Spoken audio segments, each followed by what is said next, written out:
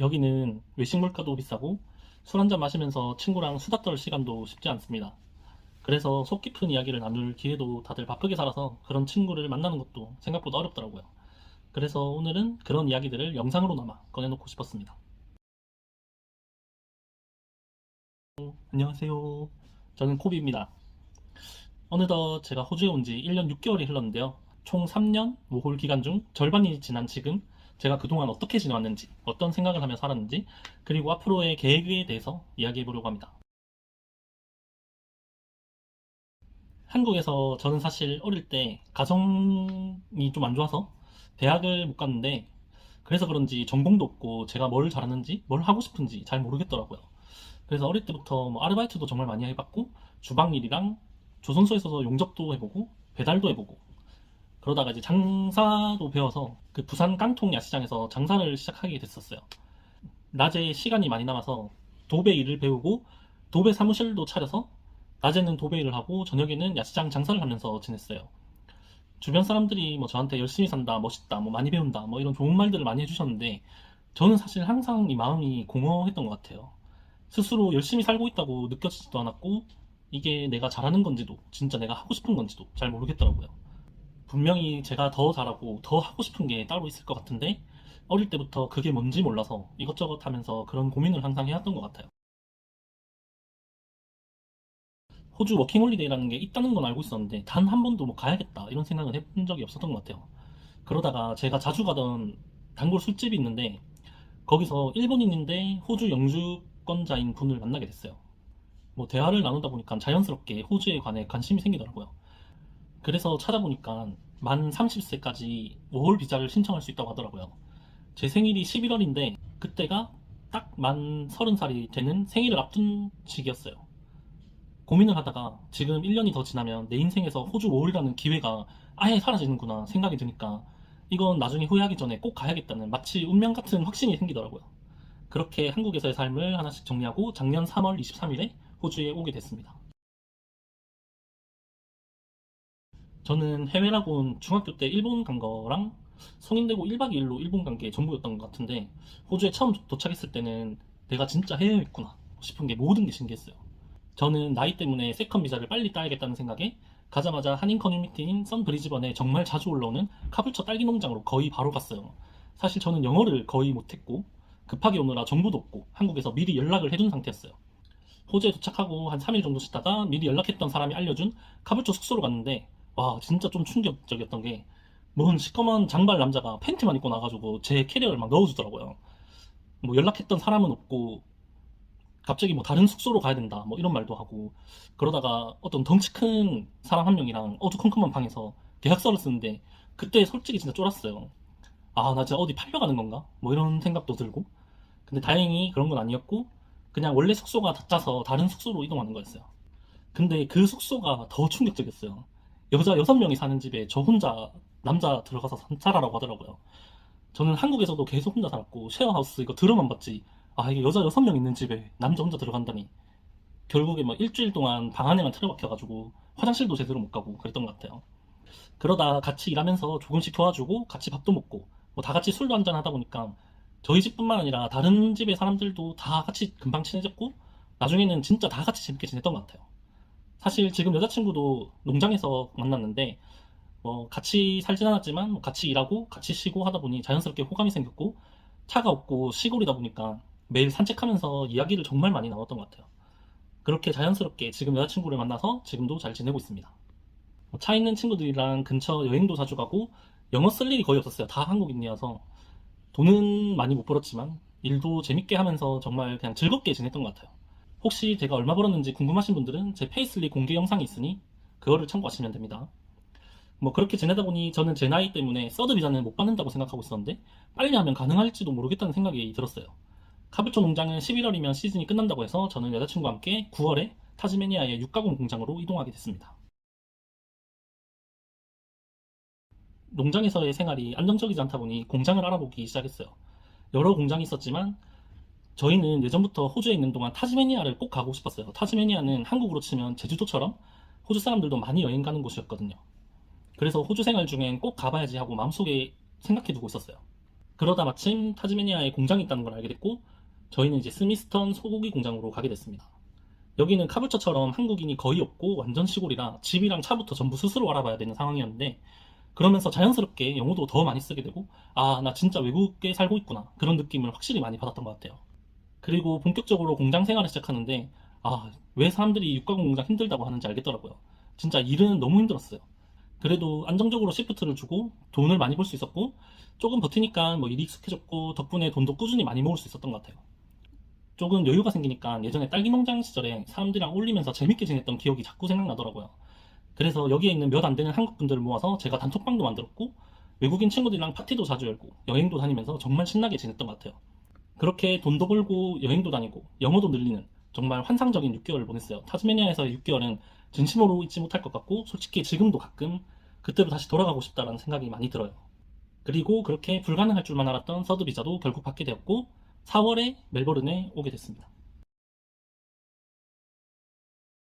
저는 한국에서 영어 실력이 정말 음식을 주문할 때 this one 하는 수준이었는데 그래도 호주에서 생활하면서 Can I get a strawberry juice please? 이 정도 주문 정도는 할 수 있게 되었죠. 저희는 어느 정도 돈도 모았고 멜버른에서 어학원을 다니면서 영어 실력을 좀 더 키워서 오지잡에 도전해보자는 계획이 있었어요. 저는 사실 한국에서 호주 올 때 클라이밍장에서 일해보고 싶다라는 꿈이 있었거든요. 그래서 어학원 트라이얼 수업을 한 세 군데 정도 다녔는데 그 중에 학생 수가 거의 없고 선생님이 1대1로 가르쳐주는 느낌의 수업 방식이 마음에 들어서 별로 유명하지 않은 어학원을 선택하게 되었어요. 아, 근데 이게 유명하지 않은 데는 이유가 있더라고요. 학생이 없으니 선생도 부족하고 영어 레벨이 많이 다른 학생들끼리 한 수업에서 같이 공부하는 방식이었어요. 이미 돈은 다 낸 상태라 환불도 어렵고 그래도 따지고 따지다 보니 절반 환불을 받고 학원을 반만 다니는 걸로 마무리했어요. 근데 막상 다녀보니 영어 실력이 뭐 눈에 띄게 늘지도 않고 솔직히 돈 날린 느낌이 조금 있는 것 같아요. 지금 생각하면 차라리 그 돈으로 필리핀어 학연수를 다녀오는 게 훨씬 낫지 않았을까 싶어요.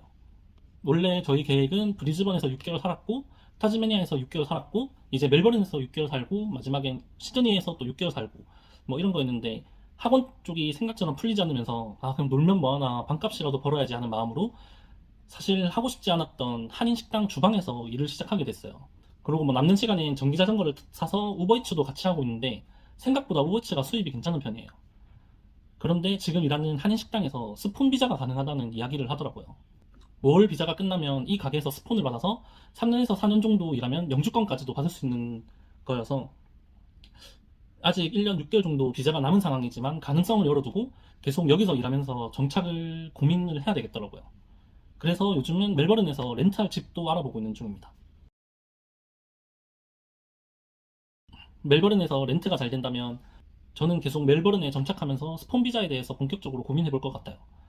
만약 렌트가 잘 안 풀린다면 여자친구가 다시 공장에 가서 계속 일하거나 다른 렌트를 알아보게 될 것 같고 그리고 내년 4월에 제 친한 친구 한 명이 결혼을 해서 잠깐 한국에 다녀올 생각이에요. 오랜만에 보고 싶은 사람들도 만나고 뭐 술도 진탕 한번 마시고 오겠죠. 그 후로는 내년 10월에 여자친구가 비자가 끝나는데 그때 같이 한국에 들어갈지 아니면 제 남은 비자 6개월을 호주에서 혼자 뭐 공장 다니면서 돈을 더 벌어서 갈지 아직 정하지는 못했어요. 그래도 한 가지 확실한 건 한국에 돌아가게 된다면 호주에서 어느 정도 돈을 모아서 들어가고 싶다. 다만 한국에 가서 무엇을 해야 할지는 아직도 잘 모르겠습니다. 한국에서 원래 뭘 해야 할지 몰라서 고민을 많이 했고 사실 원래는 그냥 리프레시도 좀 하고 마음도 좀 편하게 가져보자 생각으로 호주에 오게 됐어요. 근데 막상 여기서 원하던 서드 비자까지 받게 되니까 이제 나는 뭘 해야 하지? 하는 그 고민의 연장선에 있는 그런 느낌이에요. 영어를 잘 못하니까 항상 긴장하면서 살아야 되고 하고 싶은 일을 제대로 해보지 못하고 하기 싫은 일을 억지로 해야 하는 상황이 반복되다 보니 아, 이게 진짜 내가 원하던 삶인가? 이런 생각도 자주 들어요. 호주 사람들은 여유롭고 자유롭다고들 하지만 정작 여기 사는 워홀러들이나 아시안 사람들은 다들 바쁘고 힘들게 살아가는 것 같아요. 오히려 체감상으로는 방세도 비싸고 물가도 비싸고 외식도 자주 못하고 무엇보다 취미생활을 못한다는 게 저한테는 진짜 크게 와닿아요.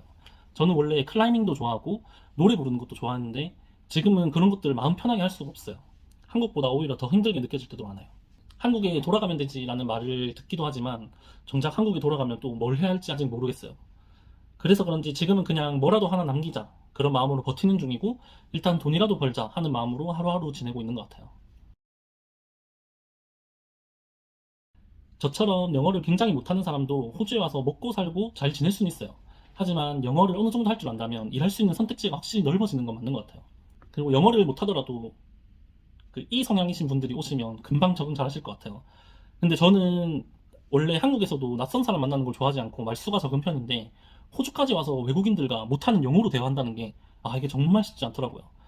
진짜 나도 E가 되고 싶었어요. 만약 나이에 여유가 있다면 저는 호주 오기 전이나 세컨 비자를 받은 뒤에 필리핀 어학연수를 한번 다니는 걸 추천드려요. 저는 워홀이 끝나고 다녀올까 고민 중입니다. 그리고 저는 호주 워홀로 인생이 크게 바뀐다든지 성격이 확 바뀐다든지 하는 기대는 하지 않으셨으면 좋겠어요. 여기도 결국 사람 사는 곳이고 한국에도 다양한 사람이 있듯이 호주에도 마찬가지예요. 저처럼 스스로를 매일 채찍질을 하며 살아가는 사람은 어딜 가도 그렇게 사는 것 같아요. 그냥 좀 쉬자, 뭐 놀면서 리프레시 하자라는 마음으로 오시는 건 진짜 비추해요. 금전적으로 여유가 있고 미래가 보장되어 있다면 모르겠지만 여기는 물가도 비싸고 일자리도 구하기가 쉽지가 않아요. 워홀 비자는 최대 3년까지 연장 가능하지만 실제로는 최소 9개월을 비자 연장을 위해서 일해야 되기 때문에 시간을 허투루 쓰면 안 돼요. 생각보다 3년이 진짜 금방 지나갑니다. 그래서 진짜 원하는 게 있다면 미리미리 고민하고 준비해서 오는 걸 강력히 추천드려요. 예를 들어 바리스타, 네일 아트, 미용 같은 분야로 오시는 분들은 그나마 호주에서 배운 게 한국에 돌아가서도 이어질 수 있다는 장점이 있어요. 결국 워홀은 끝나고 나면 한국에 돌아가야 하니까 호주에서의 경력이 인정되는 직업을 미리 준비해서 오는 게 훨씬 좋은 것 같아요. 그리고 세컨 비자, 서드 비자는 꼭 초반에 미리 준비해서 받아두는 게 좋은 것 같아요. 저는 호주에 오자마자 1년 안에 세컨, 서드를 둘 다 받았는데요. 퍼스트 비자로 있다가 나중에 급하게 준비하려고 하면 안 좋은 곳에 가게 되거나 사기를 당할 수도 있어요. 이런 것도 정말 미리 준비해서 오자마자 바로 따는 걸 추천드려요. 결국 워홀도 준비가 전부인 것 같아요. 뭘 하든 미리미리 생각하고 준비하면 워홀도 정말 알차게 보낼 수 있을 것 같아요. 지금까지 제 호주 워홀 이야기를 들어주셔서 감사합니다. 솔직히 말해서 멋진 계획을 가지고 시작한 건 아니었고 매 순간을 그냥 부딪히며 살았던 것 같아요. 영어도 못하고 뭘 해야 할지도 모르고 그냥 이건 해봐야겠다 싶은 마음 하나로 여기까지 왔습니다. 처음엔 막연한 도전이었지만 지나고 나니 이 시간들이 저한테 좀 큰 의미로 남았어요.